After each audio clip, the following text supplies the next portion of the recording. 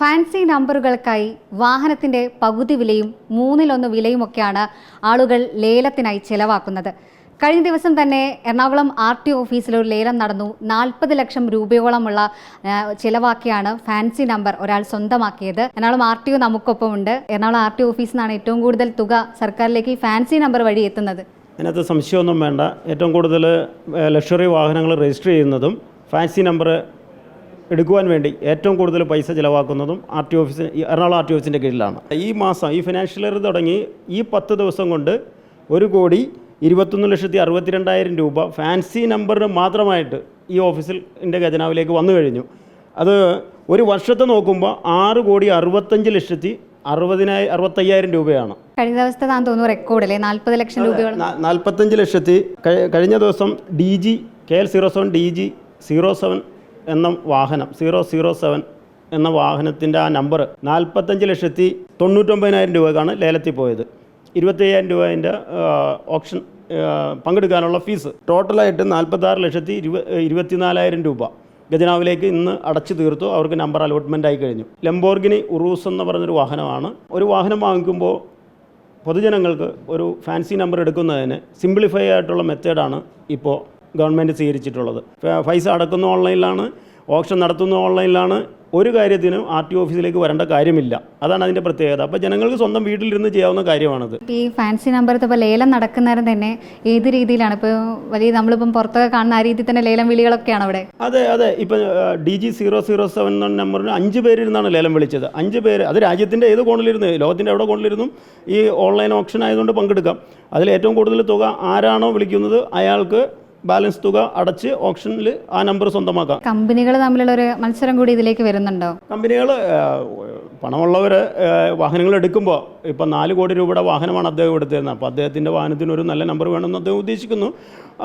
അതേ കാറ്റഗറിയിലുള്ള മറ്റുള്ളവരും നമ്പറിന് വേണ്ടിയിട്ട് പണം മുടക്കുന്നു. ഇതാണ് സംഭവിക്കുന്നത്. ഇപ്പോൾ KL00 DG 17 ഇത് 07, പിന്നെ 99, 999, അങ്ങനെ 5555, 2020 അങ്ങനെയുള്ള നമ്പറുകൾക്കെല്ലാം ആളുകൾ ഒത്തിരി ശ്രമിക്കാറുണ്ട്. ഫാൻസി ടൈപ്പ് നമ്പറുകളായതുകൊണ്ട് അതിനെല്ലാം ഫീസ് അടച്ച് ആളുകൾ വിവിധ സ്ഥലങ്ങളിലിരുന്ന് ഓൺലൈൻ ഓപ്ഷൻ വഴി നമ്പർ സ്വന്തമാക്കാറുണ്ട്. അപ്പോൾ ഒരു നമ്പർ കിട്ടിയ ഓപ്ഷനിൽ ജയിച്ചു കഴിഞ്ഞാൽ 5 ദിവസമുള്ള ഒരു ഫ്രൈഡേക്കുള്ളിൽ പൈസ അടച്ച് കഴിഞ്ഞാൽ ആ നമ്പർ എഫക്റ്റ് ചെയ്ത് അവർക്ക് വണ്ടി ഓടിച്ചുകൊണ്ട് നടക്കാം. വേറെ കുഴപ്പങ്ങളൊന്നുമില്ല. സ്വന്തമായിട്ട് ചെയ്യാം. അതിന് വേറൊരാളെ ഡിപ്പെൻഡ് ചെയ്യേണ്ട കാര്യമില്ല. ഓൺലൈൻ ഓപ്ഷനാണ്. എല്ലാ RTO ഓഫീസുകളിലെയും നമ്പറുകൾ ഓൺലൈനിലാണ് എടുക്കുന്നത്. വാഹനത്തിൻ്റെ പകുതി വിലയും മൂന്നിലൊന്ന് വിലയൊക്കെയാണ് ആളുകൾ മുടക്കുന്നത് ഒരു ഫാൻസി നമ്പറിന് വേണ്ടിയിട്ട്.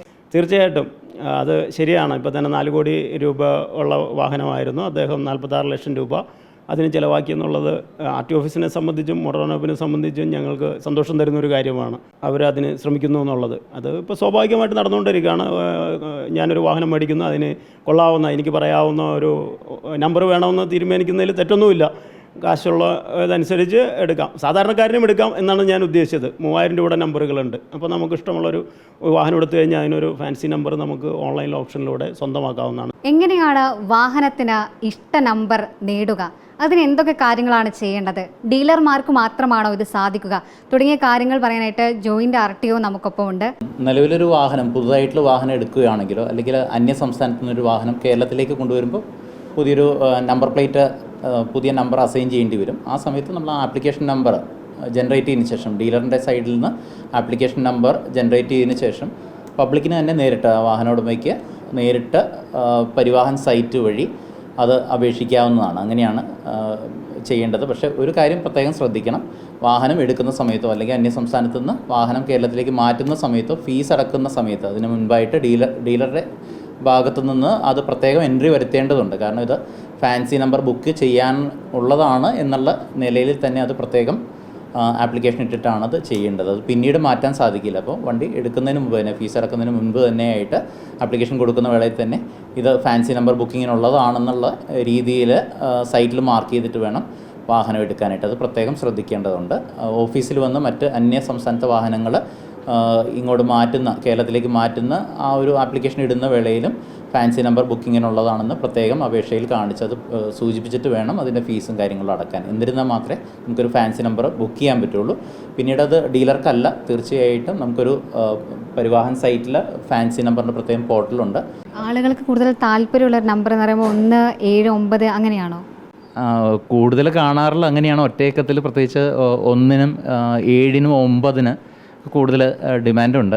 ഈ സംഖ്യാശാസ്ത്രത്തിലൊക്കെ കൂടുതൽ വിശ്വാസമുള്ളതുകൊണ്ടാണോ എന്ന് തോന്നുന്നു.